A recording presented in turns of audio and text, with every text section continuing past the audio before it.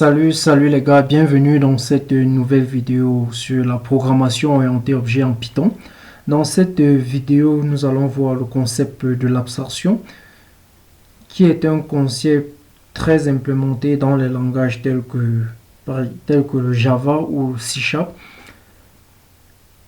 Avant de commencer, c'est quoi l'abstraction dans le sens général en informatique en fait? C'est quoi l'abstraction? L'abstraction, comme vous pouvez le voir à l'écran, est un concept bon, j'ai mal écrit, est un concept en PO, programmation orientée objet, qui montre uniquement les attributs essentiels et cache les informations inutiles. Le but principal de l'abstraction est de cacher les détails inutiles aux utilisateurs. Python par défaut ne supporte pas ou n'accepte pas ce concept d'abstraction. Ça veut dire, pour l'implémenter dans ce langage de programmation, il faudra importer un module qui a été écrit qui nous permet d'implémenter cela. Ok? Donc, à la fin de cette vidéo, vous seriez capable en fait d'implémenter cela dans ce langage de programmation et de savoir à quoi elle sert. Sans plus tarder, nous allons passer. Maintenant, nous allons créer une classe que je vais appeler computer. Une classe que je vais appeler computer. Nous allons créer une méthode diff. Je vais appeler la méthode process.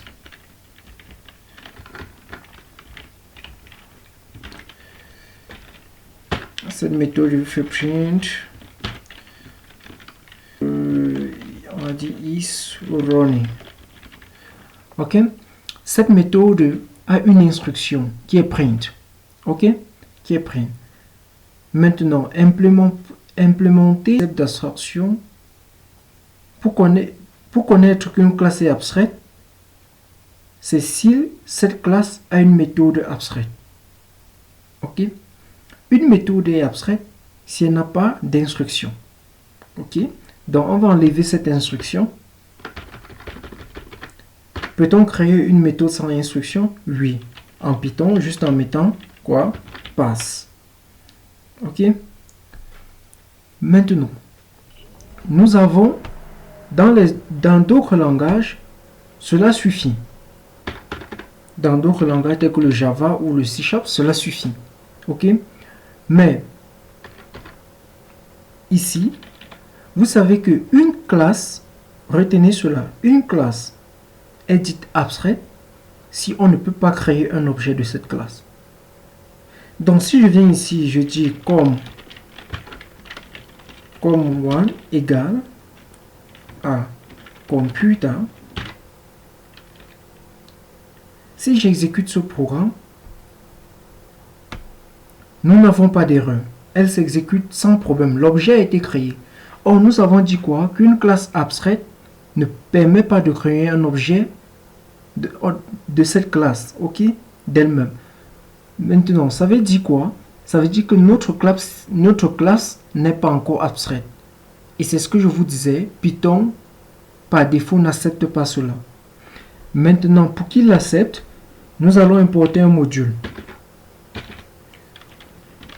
Nous allons importer un module qui s'appelle ABC, qui est Abstract Base Classes. Ok? Abstract Base Classes.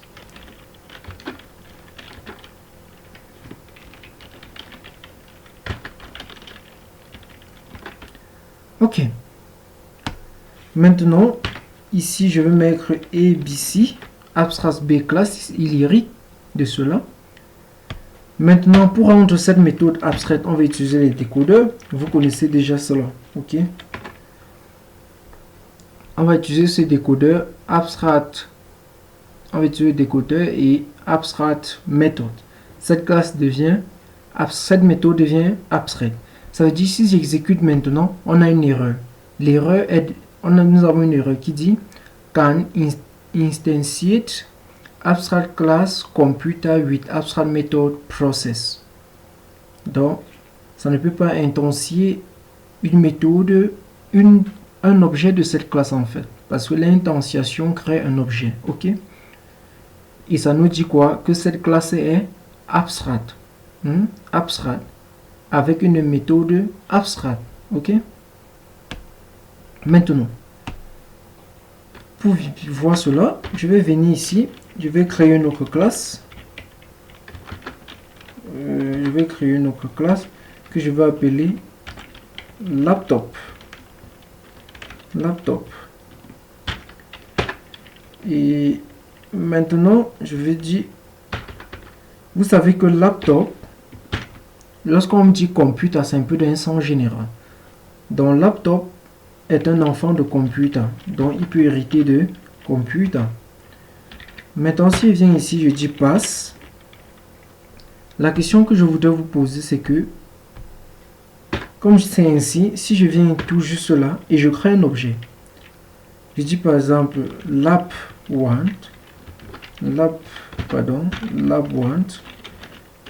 égale à laptop. D'après vous, est-ce que je vais avoir une erreur ou pas? Est-ce que cet objet doit être créé ou pas? Mettez pause et répondez dans les commentaires et abonnez-vous si ce n'est pas déjà fait si vous aimez le concept. Ok, j'espère que vous avez répondu.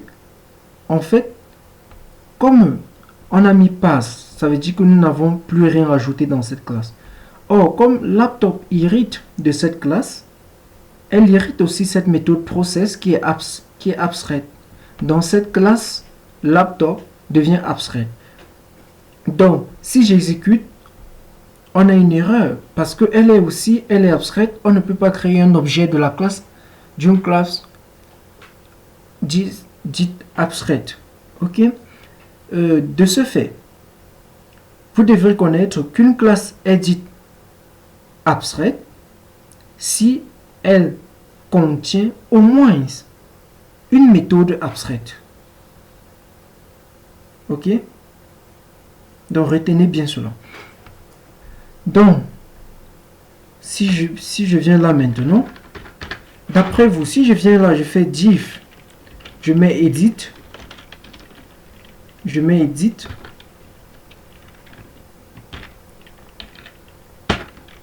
fais print, et peut mettre quoi? It's running. Si j'exécute, nous n'avons pas de problème. Ok? Pourquoi nous n'avons pas de problème? Vu que le laptop hérite déjà de computer, cette méthode en fait partie. Comme je viens d'augmenter une autre méthode, il y a déjà quand même une méthode abstraite. J'espère que vous comprenez le concept. Ok? Donc il y a déjà une méthode abstraite. Donc je peux changer edit maintenant. Si je mets process,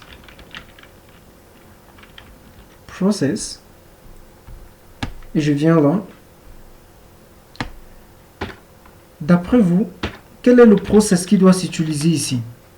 Ce process ou bien ce nouveau process.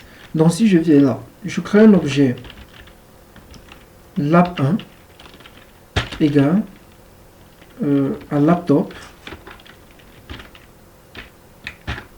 Je fais lap1 dot, je mets process. Ok, j'exécute. Vous voyez que c'est le process que nous venons de définir qui s'est exécuté. Ok, pourquoi? À cause du MRO. Donc, c'est comme le concept que j'avais utilisé dans une autre vidéo. Donc, votre père a un téléphone et vous n'avez pas un téléphone. Vu que vous héritez ce que votre père en a, ça veut dire que si on vous demande est-ce que vous avez un téléphone, vous allez dire oui parce que votre père a un téléphone. Ok? Parce que votre père a un téléphone. Peut-être que le téléphone de votre père c'est un Motorola. Vous allez dire oui, j'ai un Motorola. Mais si après vous réussissez un examen et que on vous achète un nouveau téléphone et qu'on vous redemande est-ce que vous avez le téléphone, vous allez dire oui, mais vous allez présenter plutôt le vôtre, mais pas plus. Vous n'allez plus présenter pour le père, ok? C'est la même chose ici. J'espère que vous comprenez le concept. Good. Maintenant, la question que vous posez, que vous êtes déjà en train de vous poser, que c'est quoi donc? À quoi sert cette abstraction? Parce que je peux bien supprimer cette classe et j'enlève cet héritage et tout va fonctionner sans problème. À quoi sert donc cet héritage? C'est ce que je vais vous montrer présentement. Donc j'enlève ça. Je vais venir là. Je crée une classe. Je vais créer une classe que je vais appeler programme. Programme. Mettre 2. Je vais créer une méthode. Je vais dire work. Le programme à travail, il va avoir un com. Ok. Maintenant, je vais dire print. Que fait le programme? On va dire solve problem. Solve problem. Ok. Voilà. Maintenant, on peut dire comme process.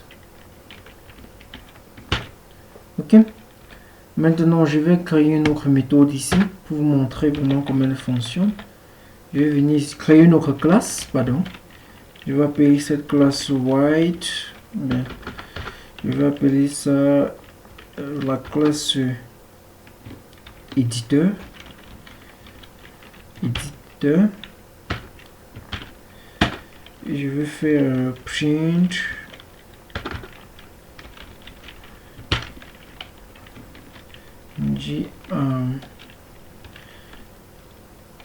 Bon, on va dire I'm using Python.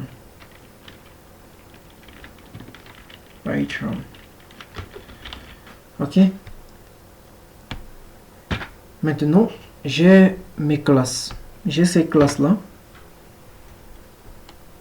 Donc, j'ai la classe éditeur. Bon, désolé, j'ai pas mis une fonction, une méthode. Je vais mettre quoi ici? Je peux mettre edit. Je peux appeler la méthode edit. Ok. Ok. Good. Maintenant j'ai edit, j'ai la classe programme. Maintenant si je viens là, regardez, si je viens là, attendez, si je viens là, je crée un objet laptop 1 égale laptop, pas de souci. Je viens là, je crée programme, je fais programme 1 égale programme. Désolé, mon programme n'est pas avec un P majuscule. Ok. Donc je viens là, je mets programme. Maintenant, si je viens là, je fais pro1, je fais .work. Vous savez que work a une autre variable qui est quoi? Com. Et comme là, s'exécute avec un process. Si je mets ici là lap1, qui est le paramètre, qui est l'argument, pardon, com est le paramètre et lap1 est l'argument. Vous devez connaître un peu la différence entre argument et paramètre. Ok. Maintenant, si j'exécute, vous voyez, ça s'exécute clairement. Pourquoi ça s'exécute? Premièrement, et dans programme, ça affiche quoi? Solve the problem et com.process. Or, comme lap1 est hérite de laptop et que laptop hérite de la classe abstraite qui est la classe abstraite qui est computer, donc accepte ce process, il peut donc afficher ce process. Si je viens maintenant ici, je dis plutôt my edit myEdit, je mets égal edit. Si je viens ici, je mets plutôt myEdit. Qu'est-ce qui va se passer? On doit avoir une erreur parce que edit n'a pas d'attribut process.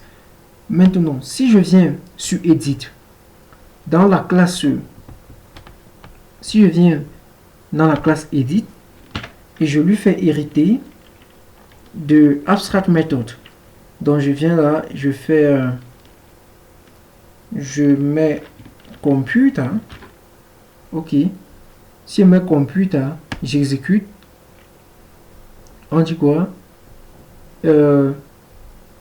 Edit, on dit cannot intercept abstract class edit with abstract method process. Ok, donc pourquoi? Parce que on a créé un objet,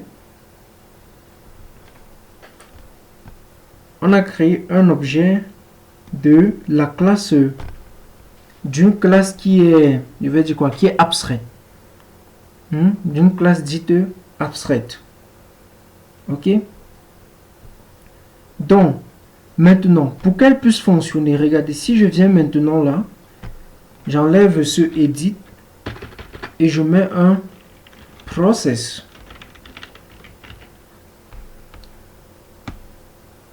Vous voyez, on n'a plus de problème. Vu que j'implémente ce process, je l'appelle ici, il s'exécute sans problème. Voyez bien le concept. Si je laisse là edit et que je lance, nous avons un problème. Ok, nous avons ce problème parce que ça le reconnaît. Je ne peux pas créer un objet de cela, de cette classe. Maintenant, parce qu'elle est abstraite. Mais si j'utilise la méthode qui est appelée dans la classe abstraite, si j'appelle son nom ici, donc si je mets là, je mets process, là ça doit marcher. Ok, le concept de ce concept d'abstraction, vous allez bien le comprendre lorsque vous allez designer peut-être les API des applications. Vous allez voir que c'est un concept que vous ne pourrez pas échapper. Ok, c'est un concept que vous ne pourrez pas échapper. Je suis en train de préparer une petite appli qu'on va designer en utilisant ce concept pour que vous puissiez bien le comprendre. Donc, si ce n'est pas déjà fait, abonnez-vous pour ne pas rater cette vidéo. Ça sera une vidéo de 1h30 où je vais vous montrer vraiment comment utiliser ce concept dans le sens réel. Ok? Ceci, c'était juste pour faire comprendre. Donc, si elle vous a plu, laissez-moi un pouce bleu en l'air si vous avez compris comment elle fonctionne. Ok? Maintenant, vous pouvez, par exemple, créer la classe desktop pour vous essayer, pour voir comment la manipuler.